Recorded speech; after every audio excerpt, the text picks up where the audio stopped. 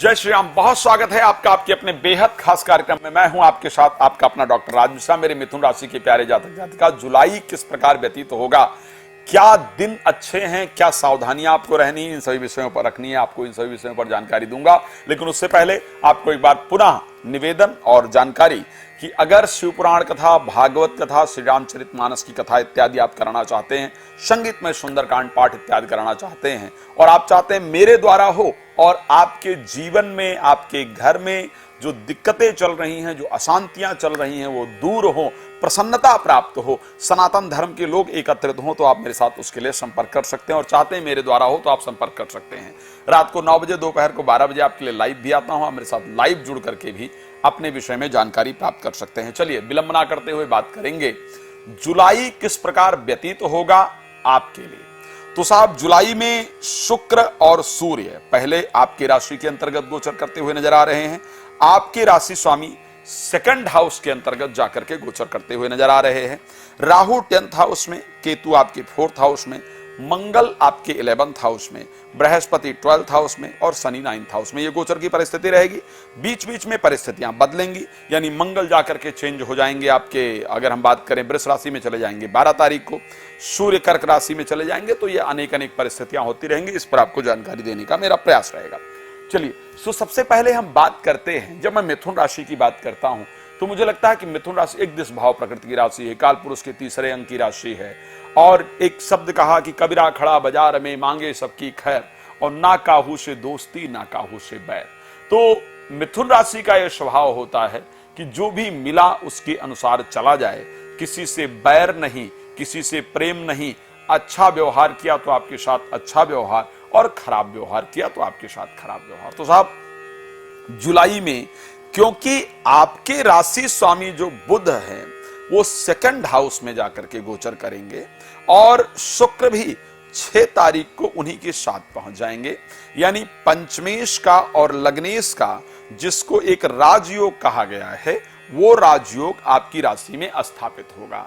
7 तारीख को शुक्र उदय भी हो जाएंगे। तो इस राजयोग की स्थापना से आखिर आपको फायदा क्या होगा? एक तो आपके घर में मांगलिक कार्य का आयोजन, मैं निश्चित कह सकता हूं, इसको ध्यान रखिएगा कि जुलाई महीने में आपके घर में चाहे वो कोई भी मांगलिक आयोजन है, मींस चाहे वो कोई धार्मिक आप पूजन इत्यादि ही करें, या मांगलिक कार्यक्रम का आयोजन, कोई शादी विवाह, कोई बर्थडे पार्टी, कुछ ना कुछ खास ऐसा दिख रहा है जिससे घर में उत्साह का वातावरण बनेगा। मांगलिक कार्य का आयोजन आपके घर में होता हुआ दिख रहा है। एक और बड़ी इंपॉर्टेंट चीज है, आपके शब्दों में एक बड़ी गजब की मिठास आएगी जुलाई महीने में, जिस कारण से आपके द्वारा बोले गए शब्दों का लोग सम्मान करेंगे। आपके लिए अर्थ का लाभ, धन का लाभ जुलाई में निश्चित रूप से होता हुआ दिख रहा है, लेकिन वो कब तक होता हुआ दिख रहा है उस पर चर्चा करेंगे कि 12 तारीख को मंगल वृष में भी जा रहे हैं। तो घर में मांगलिक कार्य का आयोजन, आप परिवार के बारे में अत्यधिक सोचेंगे, पैतृक संपत्ति को लेकर के बंटवारा इत्यादि, आर्थिक लाभ इत्यादि, और अगर इंटरव्यू इत्यादि देकर के सफल नहीं हो पा रहे थे तो इंटरव्यू इत्यादि देकर के सफलता प्राप्त हो, इस प्रकार की परिस्थिति है। लेकिन क्योंकि सूर्य जो है 16 तारीख तक आपकी राशि में गोचर करेंगे और 6 तारीख को शुक्र कर्क में चले जाएंगे, अकेले जो बचाव रहेगा वो सूर्य का रहने वाला है। तो ऐसे कंडीशन में क्रोध इत्यादि की बहुत वृद्धि हो, इस प्रकार की परिस्थिति है। क्रोध पर कंट्रोल रखने की आवश्यकता होगी। सर में दर्द इत्यादि की संभावना है, उस पर ध्यान देने की आवश्यकता होगी। बट कुछ बहुत अच्छे लोगों से, अति विशिष्ट लोगों से आपकी मुलाकात हो, इस प्रकार की परिस्थिति भी आपकी राशि के अंतर्गत दिख रही है। आर्थिक परिस्थिति को लेकर के अच्छा तो है, इसमें कोई दो राय नहीं है, लेकिन 12 तारीख को जब मंगल वृष राशि के अंतर्गत प्रवेश कर जाएंगे तो इनकम कम और व्यय अत्यधिक स्टार्ट हो जाएगा। तो 12 तारीख तक का जो समय है वो आर्थिक परिस्थिति को लेकर के बेहतर है। 12 तारीख के बाद का जो समय है वहां पर सावधानी की आवश्यकता है, वहां आर्थिक नुकसान के संयोग ज्यादा हैं, तो आपको सावधान रहने की आवश्यकता है। 19 तारीख को आपके राशि स्वामी सिंह राशि में प्रवेश कर जाएंगे, जहां की दिख रहा है कि आपकी भाग दौड़ बहुत ज्यादा स्टार्ट हो जाएगी। बहुत सारी यात्राएं होंगी, बहुत सारा भाग दौड़ होगा। इवन विदेश यात्रा को लेकर के भी अगर बात किया जाए तो इस महीने आपका संयोग बन रहा है। आखिर प्रेम संबंध के लिए ये माह किस प्रकार का है, तो मैं आपको बताना चाहता हूं कि 6 तारीख को जैसे ही शुक्र सेकंड हाउस में प्रवेश करेंगे तो प्रेम संबंध के लिए सबसे बेहतरीन होगा। निश्चित रूप से प्रेमी प्रेमिका आकर के सामने से इजहार करें प्यार का, इस प्रकार का योग है। संतान को लेकर के शुभ समाचार, धन को लेकर के वृद्धि, कुल मिलाकर के कुछ मामलों को अगर मैं लेकर के देखूं, प्रोफेशनल लाइफ में थोड़ी डिस्टर्बेंस तो दिख रही, क्योंकि आपका 10th लॉर्ड जो बृहस्पति हैं वो 12th हाउस के अंतर्गत गोचर कर रहे हैं, 7th Lord Brihaspati 12th house में गोचर कर रहे हैं। प्रोफेशनल लाइफ के अंतर्गत अप एंड डाउन्स के संयोग जरूर हैं। कुछ दिन जो आपके लिए बहुत शानदार होंगे उसकी हम थोड़ी चर्चा कर लेते हैं, क्योंकि कार्यक्रम में बहुत लंबा समय देना थोड़ा मुश्किल है।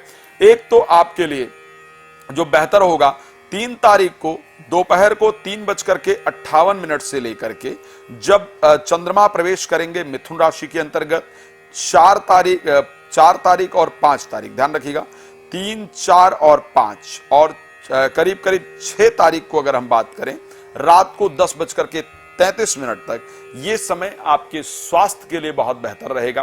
मन को प्रसन्नता देने वाला होगा, कुछ नए लोगों से आपकी मुलाकात हो, इस प्रकार की परिस्थिति है।